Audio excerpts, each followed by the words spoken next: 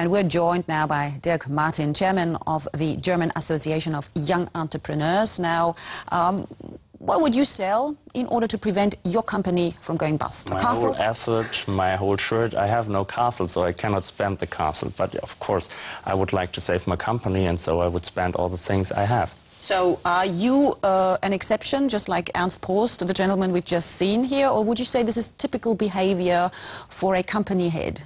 I think this is a typical behavior for family-owned companies, because the owner is completely in charge of all the things which happens in the company, and so he would like to do all the things to save the company, and so I think it's a typical behavior, yeah. But somehow it only seems to be typical behavior with small and mid-sized companies, family-owned companies, as you just said. We don't see that behavior lately that much with huge corporations. Why is that the case? Yeah, because the management is not in charge of the decision they do. They make decision and they decided to make and spend money, but they have no liability for the things they do. So they have no idea what happened after this, and so they have not to spend their money. At the end, they get a lot of money to go away. Yeah, that's the difference. Doesn't sound like a very good recipe to me. So you say they're not liable. Who is then?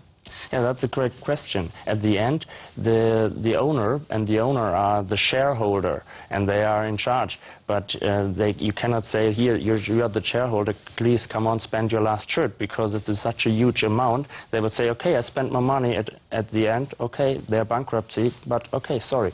Okay, well, that would explain why we have so many calls for government aid now.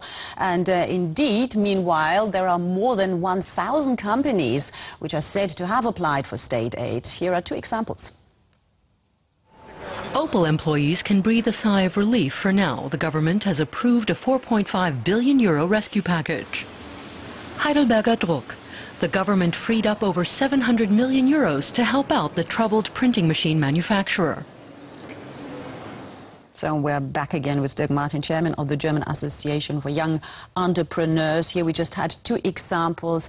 There's a lot of call for state aid. The government has answered that call, providing some 100 billion euros in guarantees. Is that the right way to go about it? In my opinion, no. Because if you look to Opel, there's mistakes of the management from the last 10 years. They lost a lot of market share. And now the taxpayer have to pay the bill.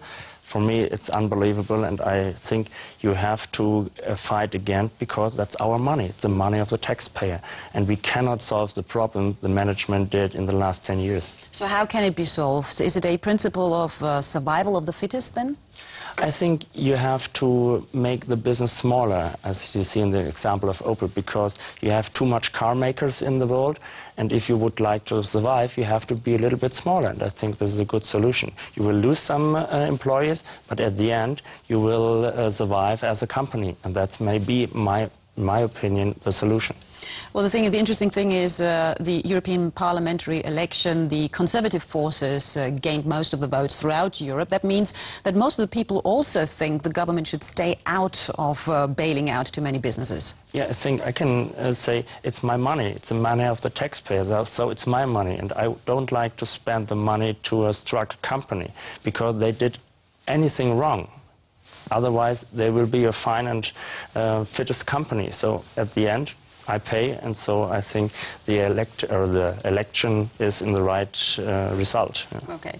Well, these are turbulent times. The last question, what would be your advice for some young startups? What should they do now?